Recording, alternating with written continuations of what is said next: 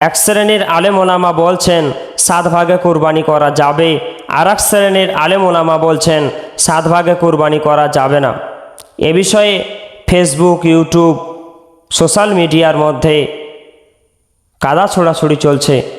আর এইগুলি দেখে সাধারণ মানুষেরা বিভ্রান্তির মধ্যে পড়ে গেছেন যে আসলে আমরা 7 ভাগে কুরবানি করব না পরিবারের পক্ষ থেকে একটি কুরবানি করব। সাধারণ মানুষেরা বিভ্রান্তির মধ্যে পড়ে গেছেন।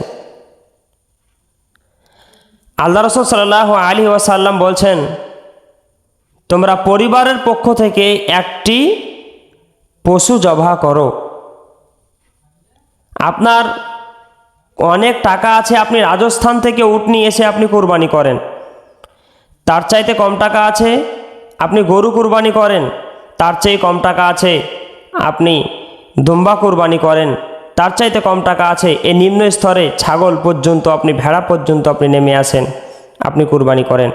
আল্লাহ রাসূল সাল্লাল্লাহু আলাইহি সাল্লাম বলছেন, পরিবারের পক্ষ থেকে তোমরা একটি করে পশু তোমরা জবাহ করো। ইমাম মালিক রাহমাতুল্লাহ আলাইহি তিনি বলছেন, শক্ত মত জিনার ওটা, যে সামর্থ্য যদি থাকে প্রত্যেক জনের পক্ষ থেকে একটি করে কুরবানি পশু জবাহ করতে হবে। একই পাতুলে যদি আমি ভাত রান্না করি, আমার আব্বু আম্মু, আমার স্ত্রী, ছেলে মেয়ে সকলেই যদি একই পাতুলে ভাত রান্না করি, আমার যদি সামর্থ্য থাকে, তাহলে সবার পক্ষ থেকে যেন একটি একটি করে পশু আমরা জবাহ করি। এটা সবচাইতে হচ্ছে উত্তম।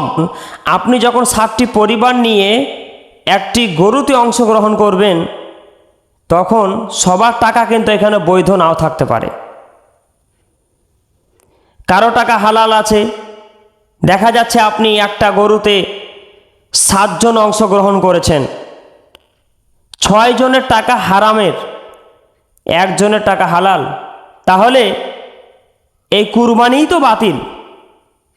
আর আপনি যখন 7 ভাগে যখন আপনি কুরবানি করবেন, 5 ভাগে যখন কুরবানি করবেন, ভাগে যখন আপনি কুরবানি করবেন, তখন কোনো ব্যক্তির নিয়াতে যদি ত্রুটি থাকে, নিয়াতের যদি গন্ডগোল থাকে, তাহলে কুরবানিটাই বাতিল।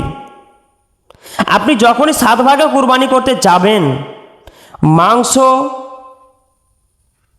বিলি করার সময়, ভাগ বাটোয়ারা করার সময়, কলিজা যদি আব্দুর রহমানের দিকে বেশি হয়ে যায় একটু, তাহলে আব্দুল সাত্তার বলে যে ওর দিকে কলিজা বেশি হয়ে গেল, তার মানে তার নিয়াতের গন্ডগোল আছে।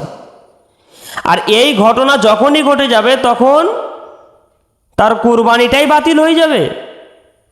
তার সবচাইতে উত্তম কি, পরিবারের পক্ষ থেকে আপনি একটি করে পশু জবাহ করা আপনি চেষ্টা করেন।